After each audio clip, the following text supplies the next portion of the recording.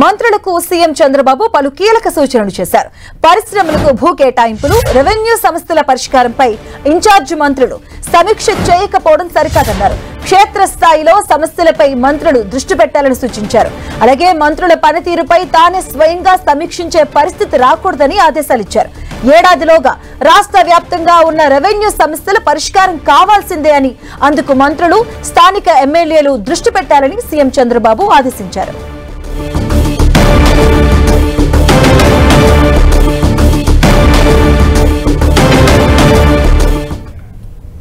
మంత్రి పార్థసారథి మాట్లాడుతున్నారు. లైవ్ ద్వారా చూద్దాం.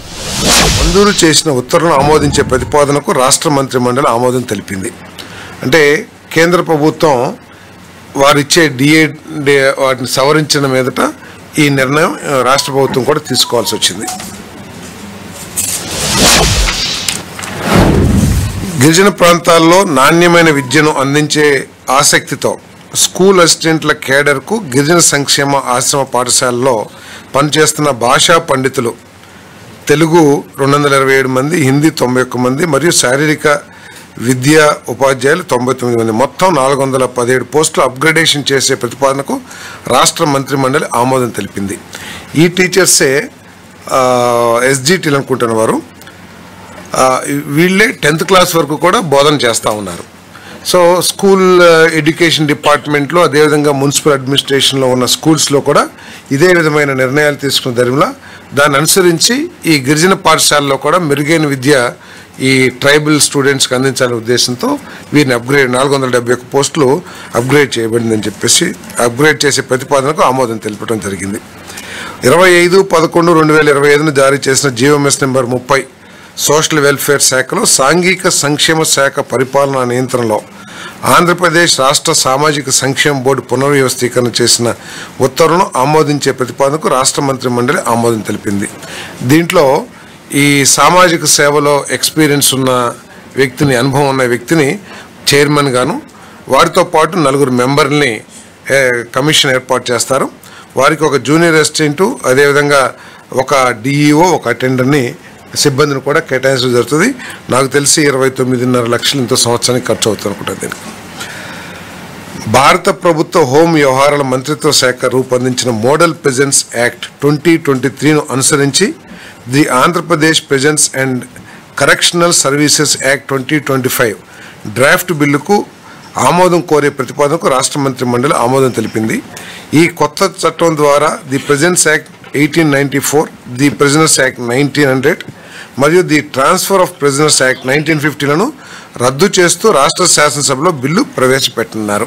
సో ముఖ్యమంత్రి గారు కూడా దీని మీద ప్రత్యేకంగా ఏ విధంగా ఈ గాంజా లేకపోతే ఇటువంటి యాంటీ సోషల్ ఎలిమెంట్స్ ఉంటారో వారిని మార్పు కోసం ఎటువంటి సైక్రాటిస్టులని అపాయింట్ చేయటమా, లేకపోతే కేటగిరీ ఆఫ్ వీళ్ళు ఉంటారు కదా ఇన్మేట్స్, వాళ్ళని ఏ విధంగా చేయాలి, దీని మీద కొంచెం బాగా స్టడీ చేయమని కూడా ఆదేశాలు ఇవ్వడం జరిగింది.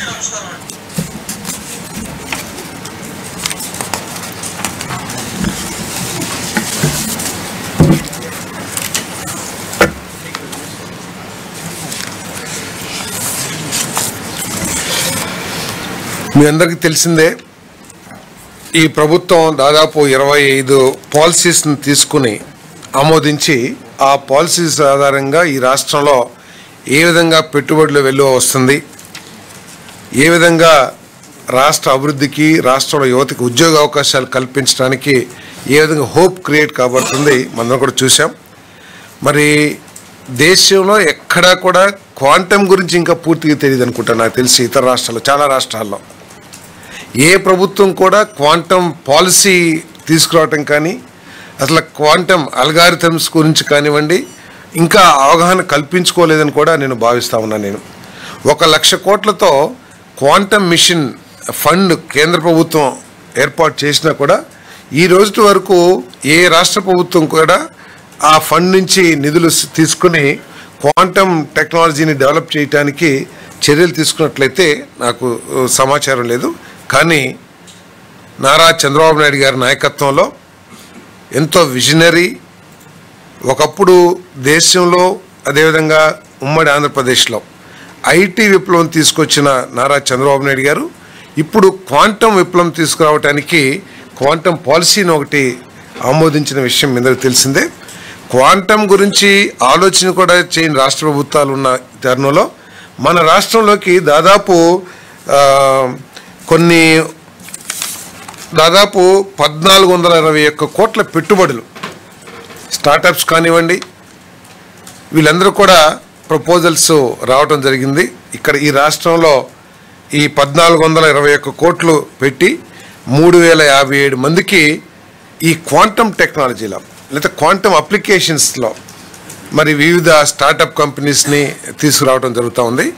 ఇంకోటి ప్రతి తెలుగువాడు కూడా గర్వించే విధంగా, ప్రత్యేకంగా ఆంధ్రప్రదేశ్ తెలుగు ప్రజలందరూ కూడా గర్వించే విధంగా దేశంలో మొట్టమొదటి క్వాంటమ్ కంప్యూటర్ మన రాష్ట్రంలో నెలకొల్పబడుతుంది, అమరావతిలో. అంతేకాదు ప్రపంచంలో ఒక 4-5 దేశాల్లో ఈ క్వాంటమ్ కంప్యూటర్ ఉంటే భారతదేశం కూడా దాంట్లో ఒకటి కాబోతుందని చెప్పేసి మనం చేస్తున్నాను. దానికి కారణం మరి చంద్రబాబు నాయుడు గారి నాయకత్వంలోని కూటమి ప్రభుత్వం, ఆంధ్రప్రదేశ్. సో ఇది ప్రతి తెలుగువాడు కూడా గర్వించే విషయంగా నేను భావిస్తానని చెప్పేసి మనవి చేస్తూ, మరి దాదాపు 11 ప్రపోజల్స్ రావటం జరిగింది. 7 క్వాంటమ్ కంప్యూటింగ్ ప్రాజెక్ట్స్, 1 ఎలక్ట్రానిక్ తయారీ ప్రాజెక్టు, 3 ఐటీ క్యాంపస్ ప్రాజెక్టులు. అంటే ఇదంతా ఏంటంటే క్వాంటమ్ కంప్యూటింగ్ పాలసీ 2025-30లో భాగంగా ఈ ప్రపోజల్స్, ఆ పాలసీని పట్ల ఇంట్రెస్ట్ ఉన్న ఇన్వెస్టర్స్ అందరూ కూడా ఆ పాలసీలో ఉన్న వారికి అనుకూలంగా ఉన్న పాలసీని దృష్టిలో పెట్టుకుని ఇన్వెస్టర్స్ అందరూ కూడా ఇక్కడ రావడం జరుగుతుందని చెప్పేసి మనం చేస్తాను. QPI AI India private limited 47.16 కోట్లు పెట్టుబడితో 9 ఉద్యోగాలు.